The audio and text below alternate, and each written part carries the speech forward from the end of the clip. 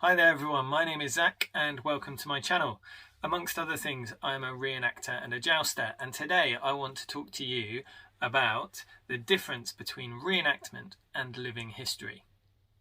Now, I talk about these two things in my videos, and some people kind of use them interchangeably, but to my mind, a reenactment and living history are two different, very similar, but different things. And I hope that maybe by using these kind of definitions and being specific about it, we can help people to think about things more clearly.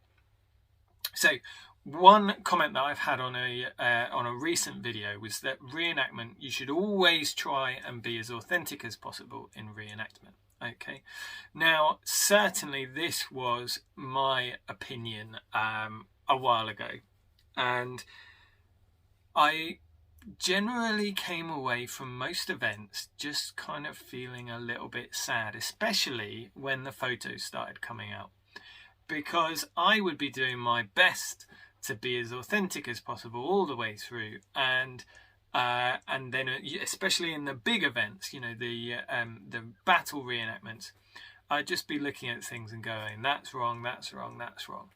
And that's natural. If your idea is that every reenactment, everyone must be as authentic as possible, that's what you're going to do. You're going to be looking for where someone is wrong.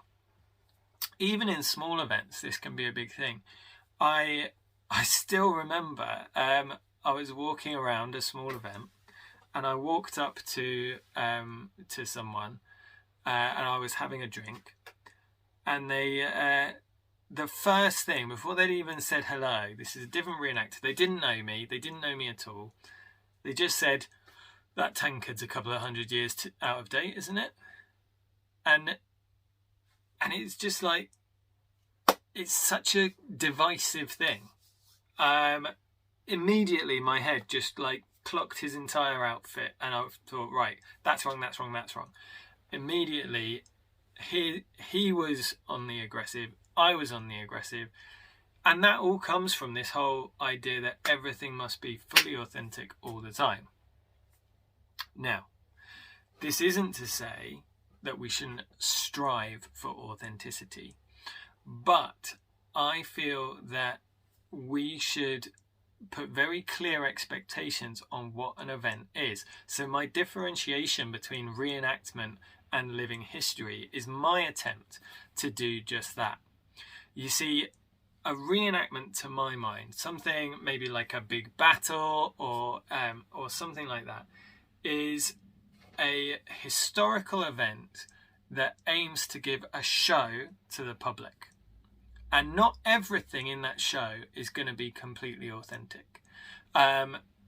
Especially if we're talking about battlefield reenactments, they're using blunt weapons, the guns aren't actually shooting anyone, no one's dying, the numbers on the battlefield are far too small. So all of these things we are aware of, the public is aware that these things are just things that we buy into, okay? They are not authentic. It is not going to be 100% authentic. And because everyone is aware of that, that's okay, because people will be looking at something and they will go, okay, this is a rough idea of what a medieval camp will look like, but I can't take it as completely accurate that this is what this is. Okay? Now, what I think the organizers of these events need to do is they need to be clever about how they do things. And when working on films, directors do certain things to save money and to create a better show. So they will have hero props, and then they will have stunt props, and then they will have extras props.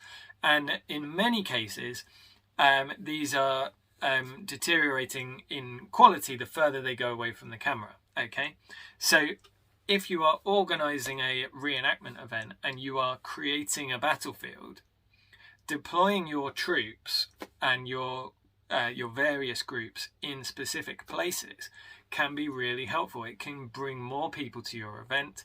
It can give you a bigger show. It can give more of an idea of how many people will be on the battlefield.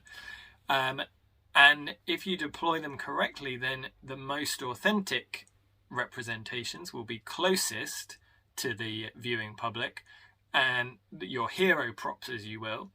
And then you can have your stunt props in the middle ground where it's mostly okay, but not 100%.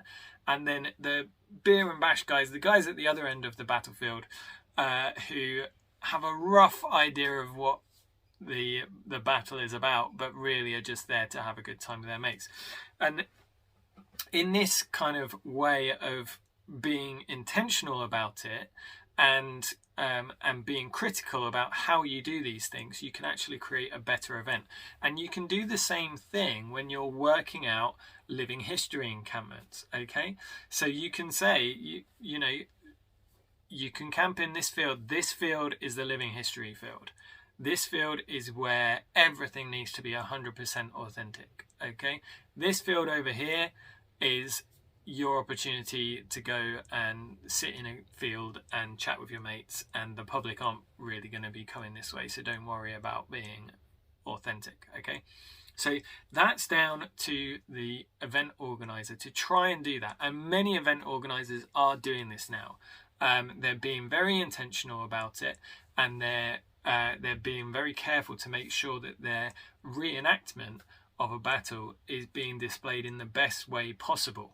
That's not with everyone 100% authentic, but it's trying to bring the authenticity and the higher authenticity groups to the forefront, and those that are there to have a good time, having them kind of in the background and making up the numbers and still taking part and being an important part, but not presenting their inaccuracies as authentic.